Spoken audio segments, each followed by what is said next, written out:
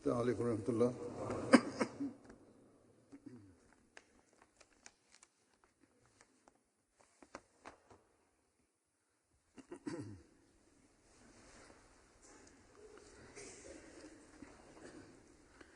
أشهد أن لا إله إلا الله وحده لا شريك له وأشهد أن محمدًا عبده ورسوله أما بعد فأعوذ بالله من الشيطان الرجيم بسم الله الرحمن الرحيم الحمد لله رب العالمين الرحمن الرحيم مالك يوم الدين إياك نعبد وإياك نستعين اهدنا الصراط المستقيم صراط الذين أنعمت عليهم غير المغضوب عليهم ولا الضالين.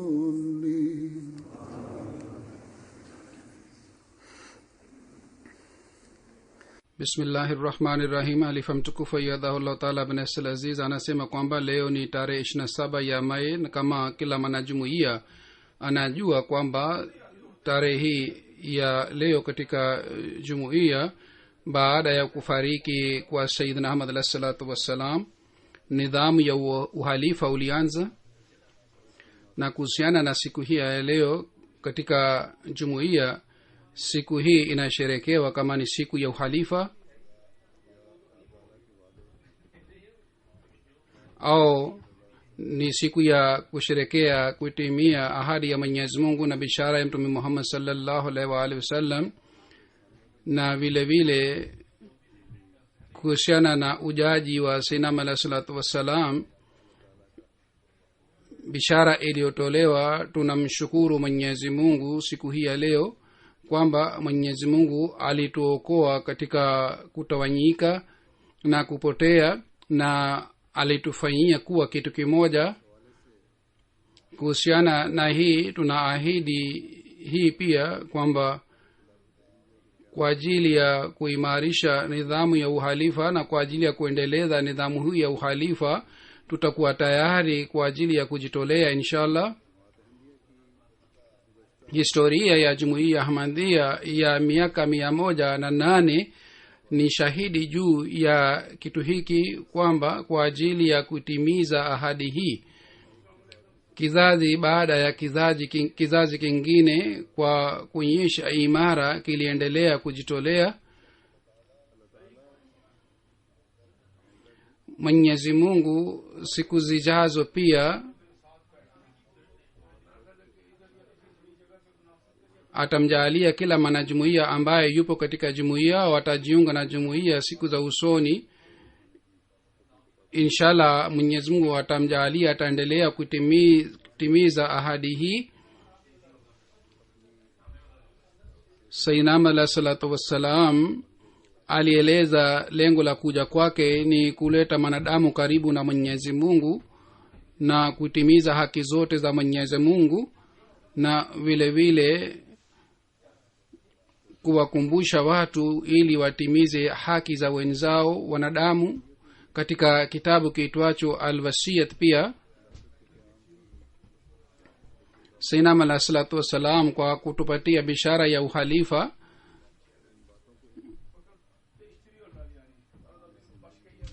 Sayyidina alayhi salatu wassalam alitusihi kwamba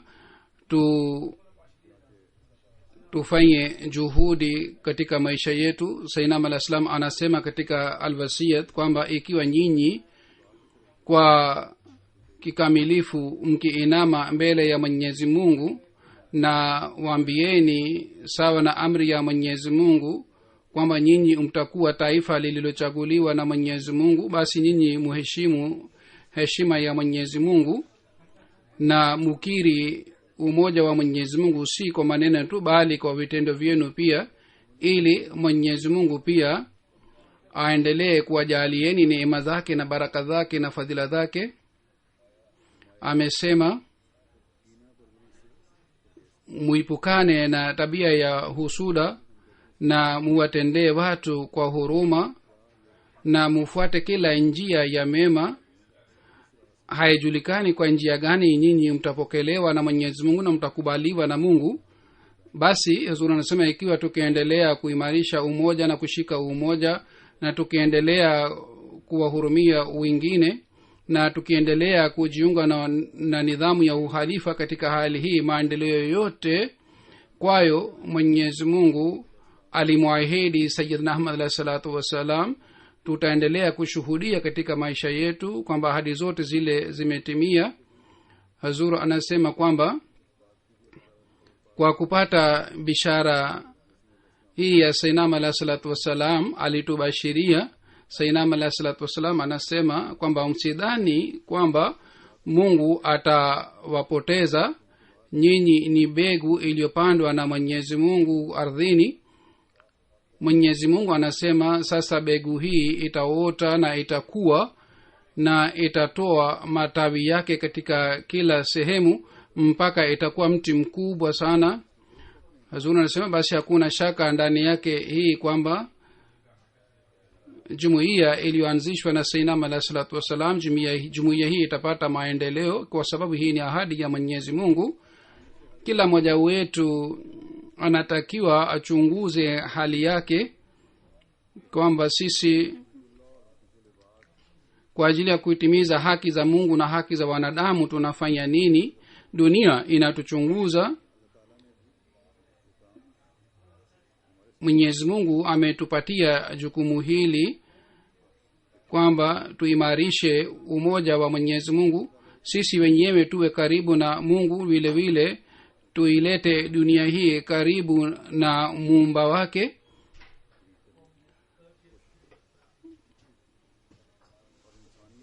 Na tuweze kuhurumiana na kuheshimiana. Hivi karibuni nilienda katika nchi za Scandinavia. Kule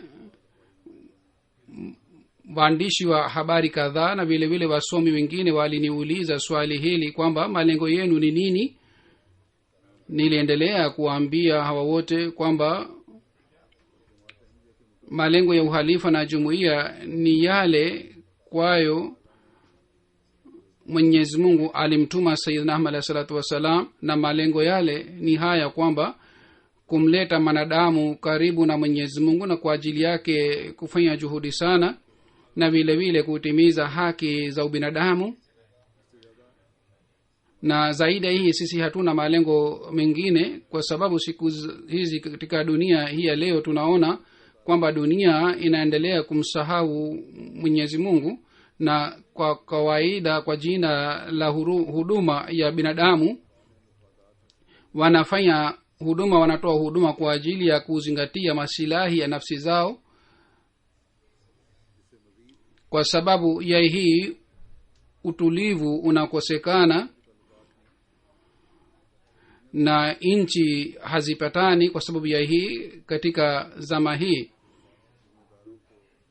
watu wa dunia hawaelewi jambo hili kwamba bila kuwa na masilahi ya nafsi kwa ajili ya kutafuta ridhaa ya Mwenyezi Mungu, namna gani mnaweza kufanya kazi hii kubwa. Hazur anasema labda hawa watu wa dunia wanakuwa na dhana hii kwamba kwa jina la upendo na mapenzi nyinyi wanajumuiya mnakuja karibu na wengine, au mnajaribu kuwaleta karibu nanyi na nanyi ili baadaye mtakapopata uwezo na nguvu mtatawala nchi na mtanyang'anya utawala. Labda hili ni lengo lenu. Kwa ajili ya lengo hili umetumia njia hii ya kuwaleta karibu. Katika Stockholm University profesa moja pia aliniuliza swali hili sawa na swali hili. Nilimjibu katika shairi ya Sainam alayhi salatu wassalam. Maana yake ni hii kwamba mimi sihusiki na nchi yoyote, nchi yangu ni tofauti. Taji yangu sihusiki na taji yoyote, kwa sababu taji yangu ni ridhaa ya Mwenyezi Mungu, na hili ni lengo la uhalifa na vile vile ni lengo la jumuiya yetu.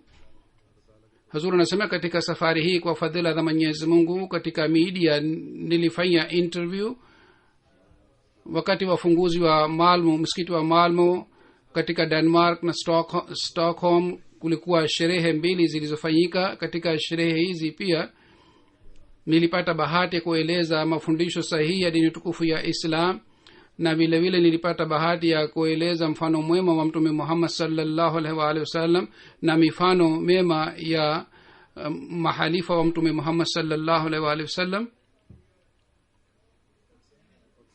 Wengi baada ya kusikia hutuba zangu walisema kwamba leo si tumejua kuhusu mafundisho sahihi ya dini tukufu ya Islam, na hivyo ndivyo inavyotokea wakati wa kila sherehe. Sehemu yoyote chini ya jumuiya, sherehe inayofanyika iwe conference au symposium, katika sherehe hizi watu wanasema maneno ya aina hii, na sababu yake ni hii kwamba katika dunia siku hizi kila sehemu katika mada moja na kwa uwezo wote, katika magharibi, katika kaskazini na kusini na mashariki na magharibi, juhudi hii inafanywa kwa sababu wanajumuiya wamejiunga na uhalifa, na sawa na agizo la halifa wanajumuiya wanafanya kazi. Hazur anasema kwamba watu wote wengi walisema kwamba sisi tumejua kuhusu mafundisho ya dini tukufu ya Islam baada ya kushiriki katika sherehe hizi, na leo kwa kumpitia halifa wa jumuiya tumejua mafundisho ya dini tukufu ya Islam. Basi baada ya Sayyidina alayhi salatu wasalam, nidhamu ya uhalifa unayoendelea, nidhamu hii iliwaongoza wale ambao ni wafuasi wa nidhamu hii. Si hawa tu waliongozwa, bali wale ambao si wafuasi wa nidhamu hii wao pia waliongoka, na wale ambao walikuwa wakiogopa dini tukufu ya Islam kwa kupitia nidhamu hii waliona mifano mizuri na sahihi ya dini tukufu ya Islam. Wale wasiokuwa Waislamu wanaathirika kiasi gani, namna gani kwa kushiriki sherehe zetu, na aeleza mifano yake kadhaa mbele yenu. Katika Denmark hotelini kulikuwa sherehe, wabunge walikuja, ministers pia walishiriki, walihudhuria, mamea na wanasiasa na wasomi na wajumbe na wakilishi wa mbolozi mbalimbali pia walikuja. Wao walisikia hutuba na walishiriki katika sherehe hizi, na baada ya kusikia hutuba takriban wote walisema kwamba tumejua leo kuhusu mafundisho sahihi ya dini tukufu ya Islam. Mgeni mmoja wa Denmark akasema kwamba kwa kusikia hutuba ya halifa tumepata utulivu sana na tumefurahi sana. Katika siku hizi za leo kuna haja sana ya kusambaza ujumbe wa aina huu. Kisha akasema Mwenyezi Mungu ajalie kwamba katika Scandinavia maneno ya halifa yaeleweke vizuri. Kisha kuna mji mmoja wa Denmark uitwao Maxko. Kutoka kule watu wengi walikuja, mamea na wanasiasa na vile vile wasomi wengine walikuja kutoka katika mji huu. Hawa wanasema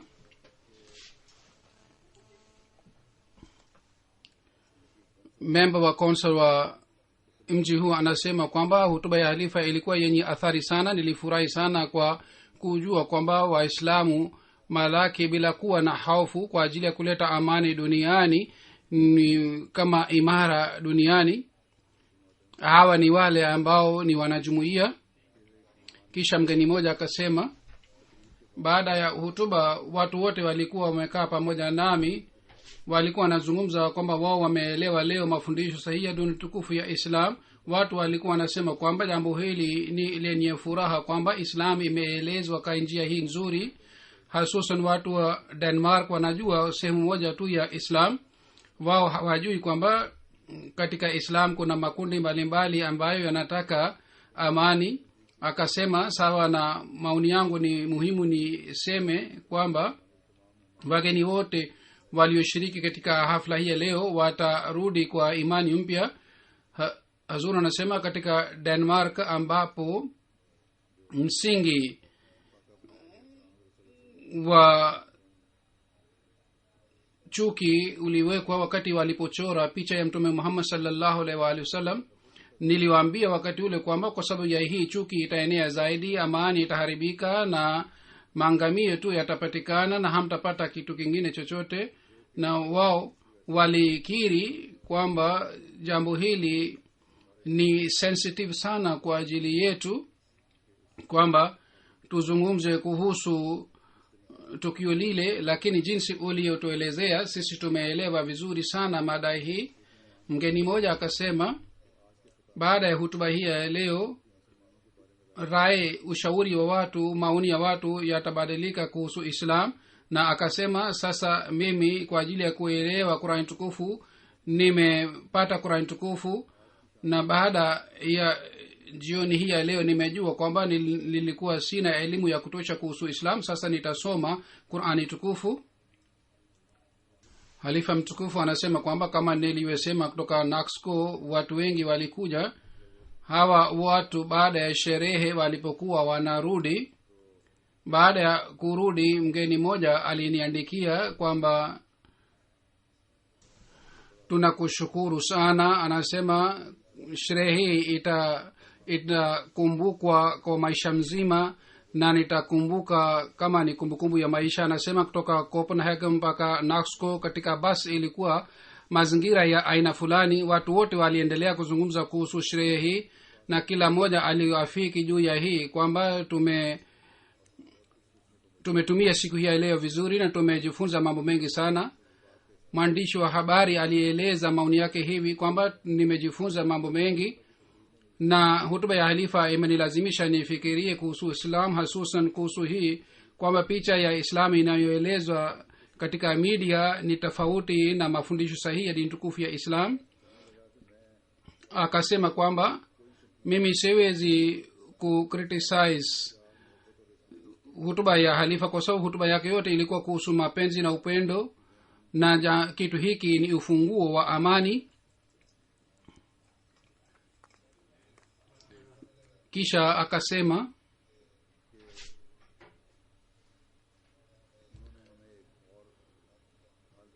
halifa alituonya kuhusu vita tatu ya dunia, na nina hofu na wasiwasi kwa sababu mtu mwingine pia aliniambia kuhusu vita tatu ya dunia. Lakini baada ya kusikia hutuba ya halifa maoni yangu yamebadilika. Sasa mimi naona nichukue mada hii kwa umakini zaidi, kwa sababu halifa alieleza jambo hili kiasi hiki kwamba nalazimika kufikiria kuhusu mada hii ya vita tatu ya dunia.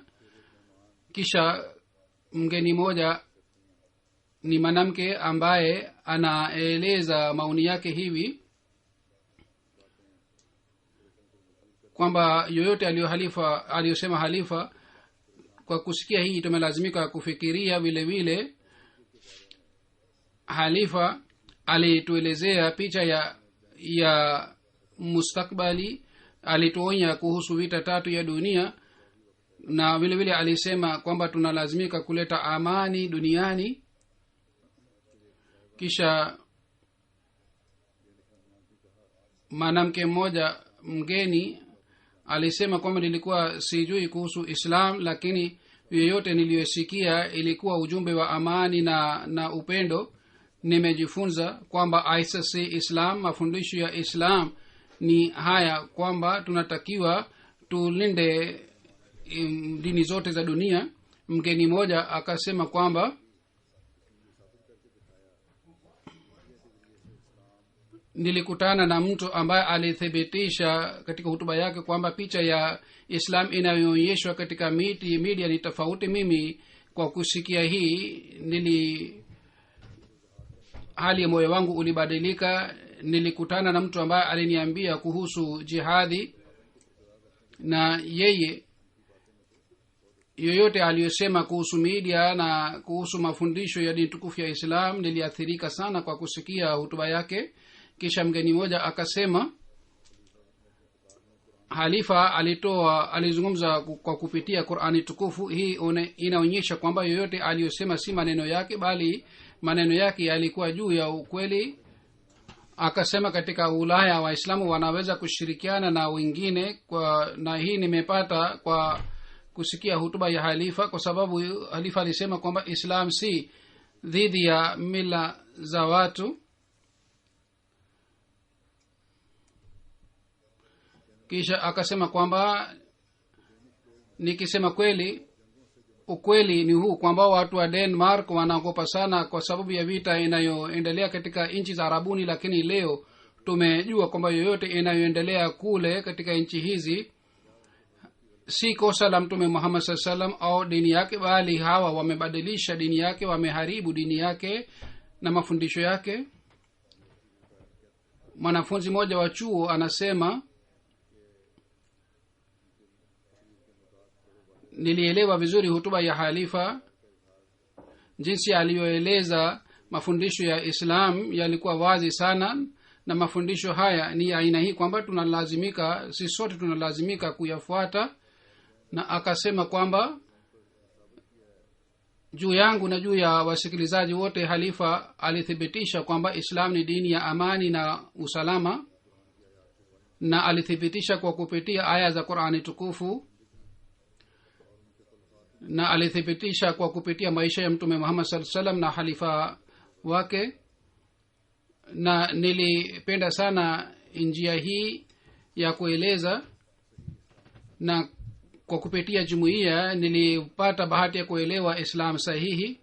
Kuna mgeni mwingine ambaye alieleza maoni yake kwa maneno haya kwamba jinsi alivyozungumza kuhusu shida mbalimbali za kizazi chetu na shida mbalimbali za zama hii, na alieleza suluhisho yake kwa kupitia Qur'ani tukufu. Ile jinsi aliyoeleza ilikuwa nzuri sana. Kabla ya hii nilikuwa sijui kwamba Qur'ani tukufu inazungumza kuhusu mambo haya yote. Kisha akasema kwamba maoni yangu yamebadilika kuhusu islam. Zamani nilikuwa nikijua ile tu media ilikuwa ikieleza, lakini sasa nimeona sehemu ingine ya picha hii. Kisha akasema halifa ametoa aya moja. Katika aya moja ilielezwa kwamba tunatakiwa tuwafanyie uadilifu wale ambao hatuwapendi. Vile vile nimependa kwamba waislamu wa zamani walikuwa wakiwapenda mayahudi na wakristo. Kwa kusikia hii nilipata athari sana. Kisha mgeni mmoja alikuja katika idara ya haki za binadamu. Yeye anasema kuhusu ujumbe wa amani, watu wengi hawajui. Media inaeleza vitu vibaya tu na haielezi kuhusu vitu vizuri. Media nzima ya Denmark ilitakiwa iwe hapa, na mimi nasikitika sana kwa kuona hali ya media ya nchi yetu.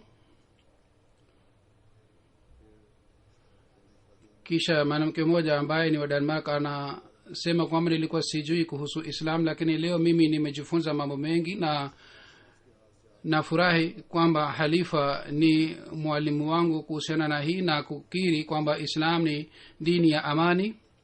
Kisha akasema kwamba nina hamu kwamba watu waitikie ujumbe wa halifa. nataka kwamba hutuba hii ifasiriwe katika lugha yetu ya Denmark ili niweze kuelewa vizuri hutuba hii na niweze kuwaelezea wengine pia. Kisha akasema ujumbe wa halifa inatakiwa isambazwe katika nchi nzima na wote wanatakiwa wakubali ujumbe huu na wapate mafunzo kwa kupitia ujumbe huu. Nilikuwa nafikiria kwamba waislamu ni wagaidi, lakini sasa mimi naona haya kwamba nilikuwa na maoni aina ya hii, lakini wengi waislamu ni wazuri, lakini media imeharibu fikira zetu. Kisha akasema kwamba mume wangu alikuwa ananizuia nisije hapa. Yeye alikuwa anafikiria kwamba labda shambulio itatokea hapa au watu watashambulia wale watakaohudhuria, lakini mimi nilimsisitiza kwamba nije hapa. Lakini sasa yeye pia alikuja pamoja nami, na baada ya kuhudhuria yeye alifurahi sana, hata hali ya moyo wake ulibadilika sana. Na hata nitasema kwamba yule ambaye alialikwa lakini hakuhudhuria yeye ni mjinga tu. Mwanasiasa moja wa Denmark, Kemlohon,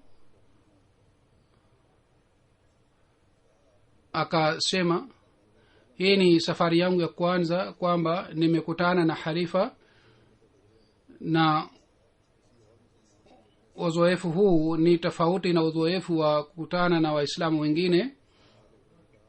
Alimwambia mwanajumuiya moja kwamba imamu wenu anazungumza kuhusu Islam ambayo waislamu wa Arabu hawazungumzi, na nimewahi kukutana nao. Halifa wenu anaeleza waziwazi kitu hiki kwamba Islam inapatia uhuru dini zote. Akasema kwamba dunia inataka isikie maneno ya halifa na inatakiwa maneno haya halifa yasambazwe. Ingawa jumuiya hii ni ndogo, lakini ujumbe wenu ni mkubwa sana.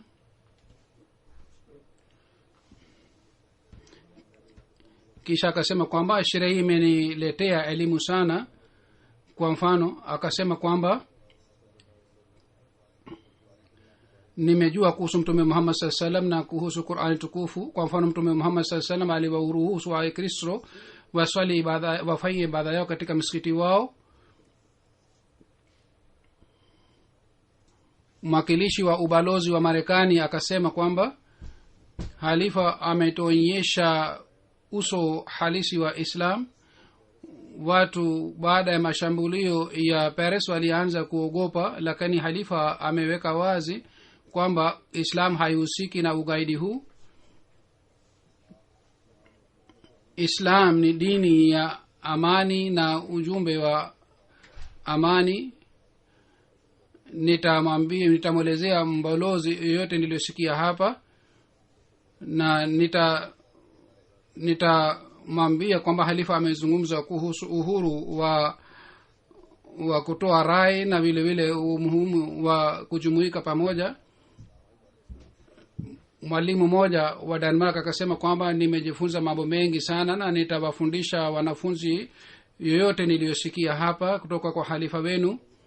Akasema watu wengi wanaogopa kutoka katika dini ya Islam, lakini nimejifunza kutoka halifa kwamba hatutakiwi tuogope kutoka katika Islam, bali tunatakiwa tuogope katika ugaidi, na Islam na ugaidi haihusiki hata kidogo. Akasema nilikuwa nafikiria kwamba najua kuhusu Islam, lakini kwa kweli nilikuwa sijui kuhusu Islam. Nilikuwa sijui kwamba mtume Muhammad sallallahu alaihi wasallam alikuwa akiwatendea vizuri Mayahudi na Wakristo. Kwa sababu ya kusikia mifano hii niliathirika sana. Hutuba ya halifa ilikuwa nzuri sana. Waislamu wasiko waislamu ambao hawatendi vizuri halifa aliwaonya. Mgeni mmoja akasema hutuba ilivyoelezwa, nimeona kwamba umesikia hutuba za wengine pia. Kisha akasema kwamba kuhusu vita tatu ya dunia nzima, yoyote uliosemwa ni yenye imani. Kwa kusikia hii nimepata hofu, lakini kutoka kwa hutuba yako nilipata utulivu pia.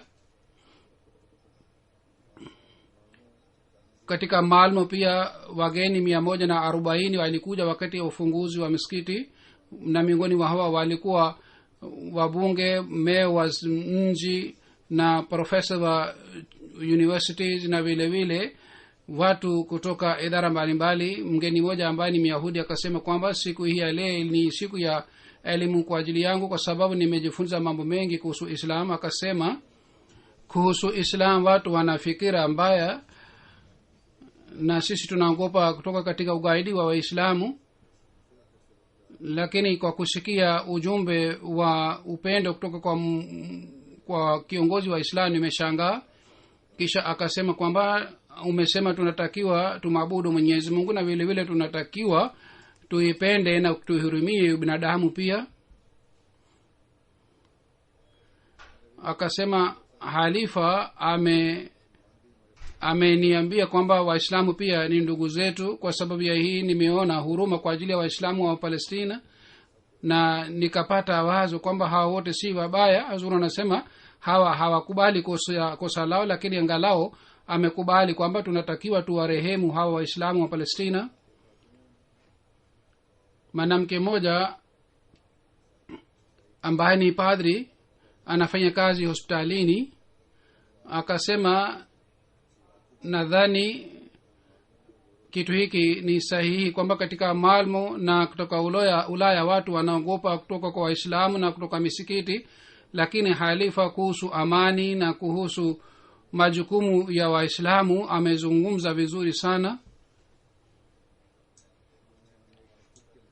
Halifa ametuambia kuhusu lengo la ujenzi wa misikiti. Nategemea kwamba halifa ataweza kuambia na kuwaelimisha wengine pia kama alinielimisha mimi, na hutuba ya halifa ilikuwa yenye maana sana. Kisha akasema ametoa ujumbe kwamba hatutakiwi tuogope, bali tunatakiwa tuelewane na tuheshimu wazo la wengine. Kisha akasema kwamba ukweli ni kwamba hutuba ya halifa imenitetemesha sana, hata moyo wangu umebadilika. Leo nimesikia kutoka kwa Muislamu anazungumza kuhusu amani na usalama tu, na amesema kwamba Islam ni dini ya kuhudumia binadamu. Na sehemu nzuri ya hutuba yake ilikuwa hii kwamba halifa akasema kwamba binadamu inatakiwa imtambue Mwenyezi Mungu na inatakiwa iwe na imani juu ya Mwenyezi Mungu, na hii ndio ni maoni yangu pia. Meya wa mji wa Malmo bwana Anderson Saheb akasema kwamba halifa ametuhakikishia kuhusu amani, bali ameeleza malengo ya ujenzi wa misikiti uliojengwa katika eneo hili. Basi tunaona msikiti huu ni sababu ya kuleta amani katika mji wetu.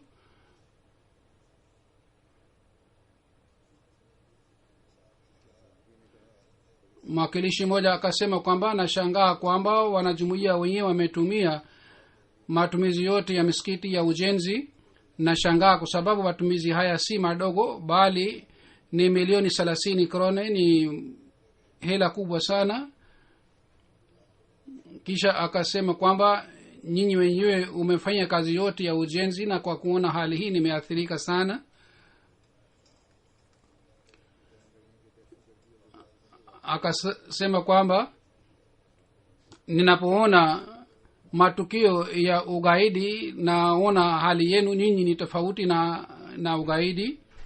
Akasema kwamba muda fulani uliopita nilikuwa naenda sokoni, mtu mmoja akaniuliza je, mimi ni Muislamu? Nikamwambia hapana, mimi si Muislamu, mimi ni Mkristo.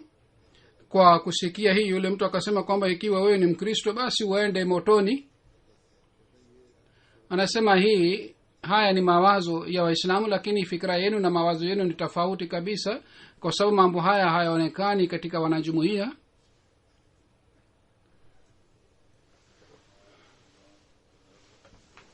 Mgeni mmoja ambaye anafundisha katika chuo cha Malmo akasema kwamba hotuba ya halifa ilikuwa yenye athari sana.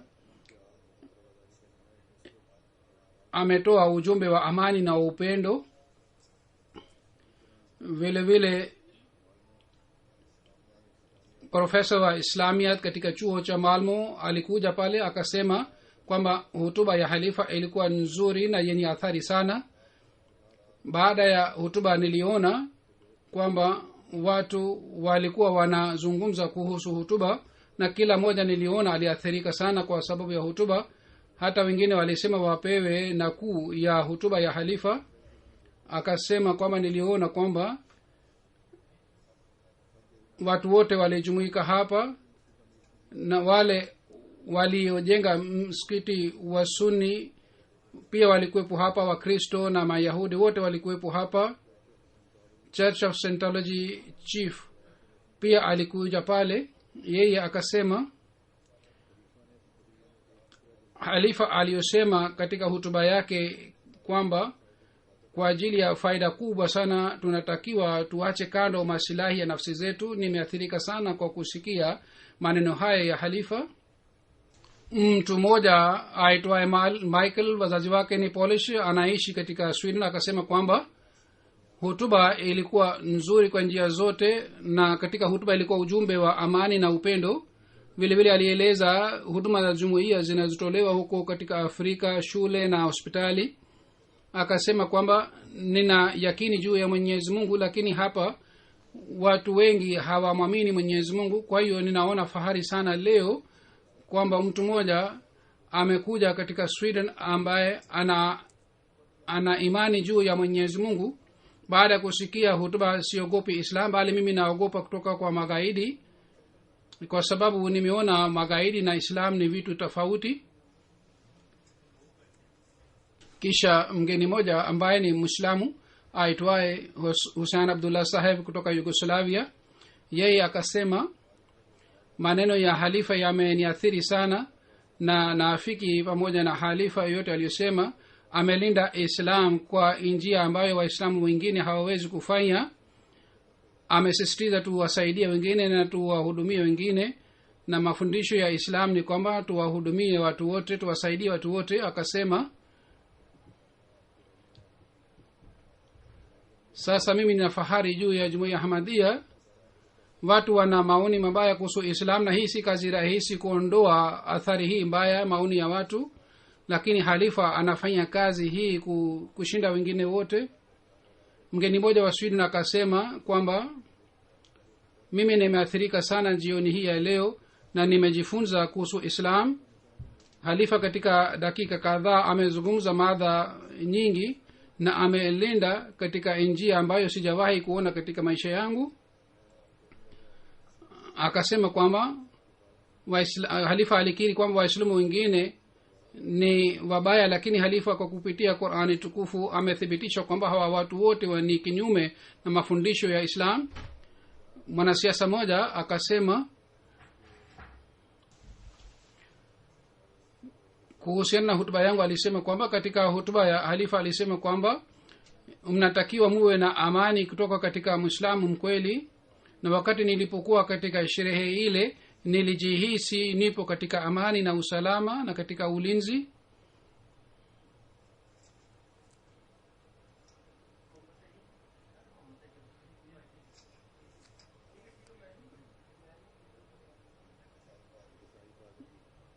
Padri moja Mkristo akasema mimi naafiki kila neno la halifa, hususan nimependa maneno haya ya halifa kwamba tunatakiwa tumkumbuke Mwenyezi Mungu na hii ni msingi wa dini. Wakati mwanzoni aliposoma Qur'ani tukufu niliathirika sana kwa sababu ya usomaji wa Qur'ani tukufu ya halifa.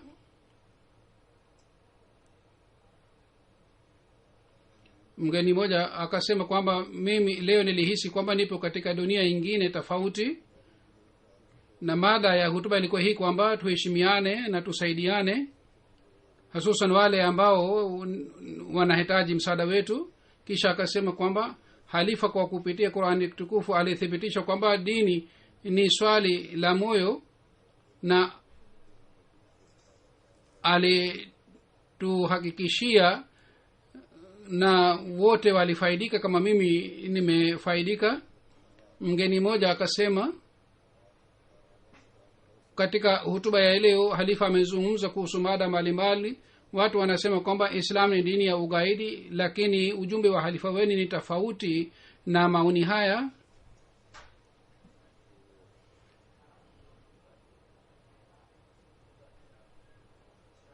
kisha mgeni mmoja wa Sweden akasema kuhusu islam, nimejifunza mambo mengi na ilikuwa nzuri kama media inatuambia kuhusu islam kwamba islam ni dini ya ugaidi, lakini leo tumeona kinyume na maelezo haya ya media. Halifa alitupatia utulivu na alithibitisha kwamba mtume Muhammad sallallahu alaihi wasallam alikuwa mtu wa amani na usalama.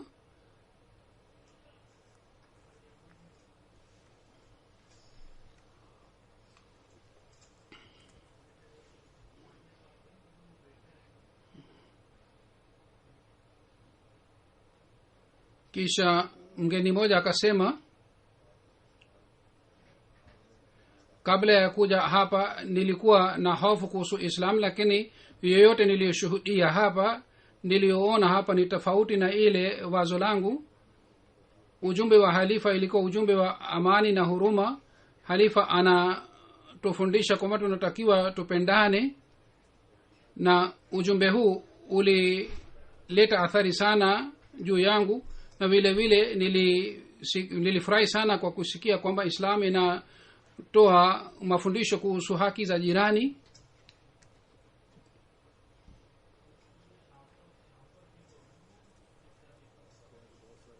Sawa na maoni haya, kuna maoni mengi ya watu walikuwa wakristo, walikuwa mabudist, na hawa wote walikiri kwamba mafundisho ya dini tukufu ya islam na mwenendo mwema wa mtume Muhammad sallallahu alaihi wasallam bila shaka ni kinyume na ugaidi. Mbunge mmoja akasema kwamba halifa anatakiwa awe mwakilishi wa islam katika kila platform. Ikiwa watu walikuwa na hofu kuhusu islam, lazima baada ya kusikia hutuba ya halifa hofu ile itakuwa imeondoka. kisha akasema, mgeni mmoja akasema kwamba hutuba hii inatakiwa watu wa Austria wapewe, kwa sababu kule watu wana hofu sana ya islam. Wao wanastahili wasikie hutuba hii ili wajue kwamba islam ni dini ya amani. Halifa ameeleza vizuri kuhusu ujenzi wa misikiti, na islam maana yake ni amani, na sala maana yake pia ni amani. Nimependa jambo hili pia. Jumuiya Ahmadiyya haihusiki na mambo ya siasa, na jumuiya inafikiria kuhusu amani tu.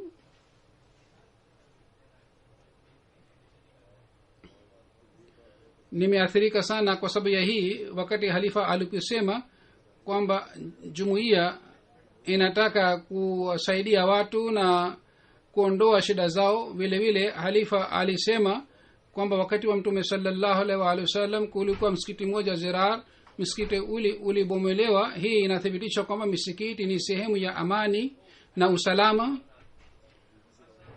Katika makao makuu ya Sweden, Stockholm, kulikuwa sherehe moja ilipangwa pale. Pia wabunge 6 walikuja, viongozi wa serikali na vile vile viongozi wengine pia walihudhuria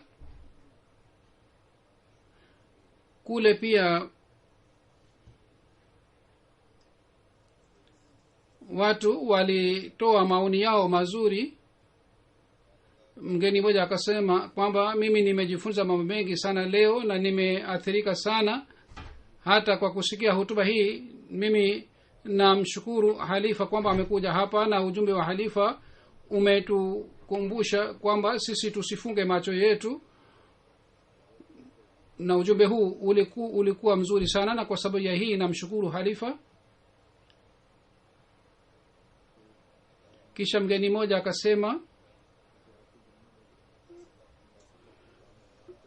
akasema kwamba duniani kuna watu wanaotaka kuleta mafarakano kati ya binadamu, lakini nyinyi mmefaulu katika kazi ya kuwajumuisha watu. Kwa kuona hali hii tunapata mafunzo zaidi. Mkristo mmoja aliyekuja kutoka Iran, bana Salama, akasema kwamba sijawahi kusikia maneno haya katika Iraq, kule watu hawaelezi islam kama halifa wenu anaeleza. Lao watu wa iraq wangesikia maneno ya halifa tusingelazimika kuhama na tusingekuja hapa kwa kuwa fukara mbele ya serikali ya Sweden. Hawa wa Sweden wanaona kwamba mimi nimekuja hapa kwa ajili ya kutaka haki yangu, na kwa sababu hii mimi naona haya. Halifa anasema waziwazi, yoyote inayotokea duniani jumuiya yenu ni bora zaidi kuliko makundi yote ya Waislamu.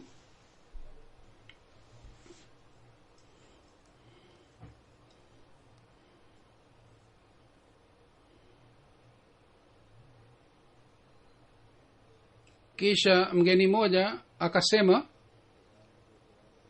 ujumbe aliotoa halifa huu ni ujumbe halisi uliotolewa na dini zote, na haya ni mafundisho ya kila dini. Halifa anatualika kwenye binadamu. Kwa kusikia hutuba ya halifa nimeelewa kwamba mafarakano si kwa sababu ya dini, na wala dini haileti shida duniani. Ikiwa sisi hatuelewani na Waislamu si kwa sababu ya dini, bali ni kwa sababu ya mila tu.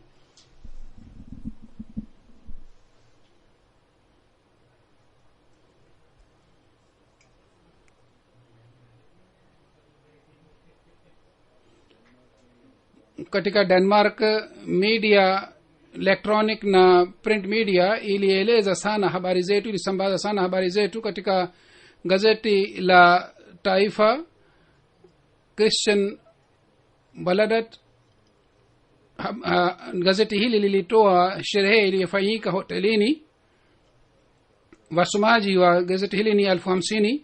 vile vile kuna radio ingine ambaye alichukua interview yangu na alifanya interview yangu ya dakika 45.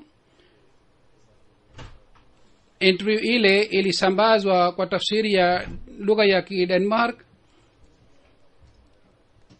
Wasikilizaji wa radio hii ni 25,000 mpaka 40,000.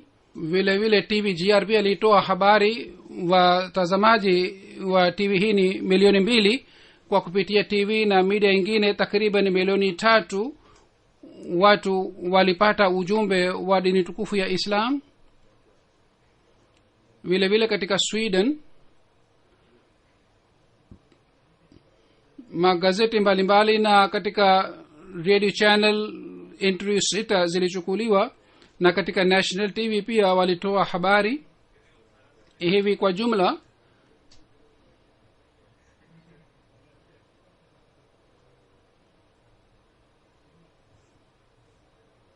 takriban 8,000,000 watu walipata ujumbe huko katika Sweden pia. Basi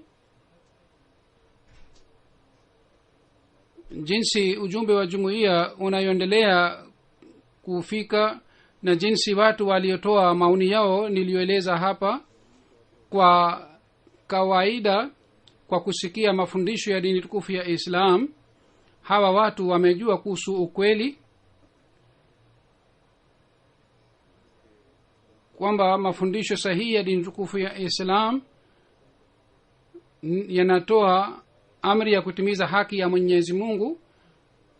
vile vile mafundisho ya Islam ni ujumbe wa amani na usalama, na vile vile yanatoa amri ya kutimiza haki za binadamu. Na watu wakajua kwamba jumuiya Ahmadiyya, kwa sababu jumuiya hii inahusika inaungana na uhalifa, ndio maana jumuiya hii inatimiza haki hizi. Basi jambo hili ni jambo la msingi kwamba kila mwanajumuiya aelewe kitu hiki, kwamba kwa kujiunga na uhalifa tunaweza kutimiza haki hizi zote.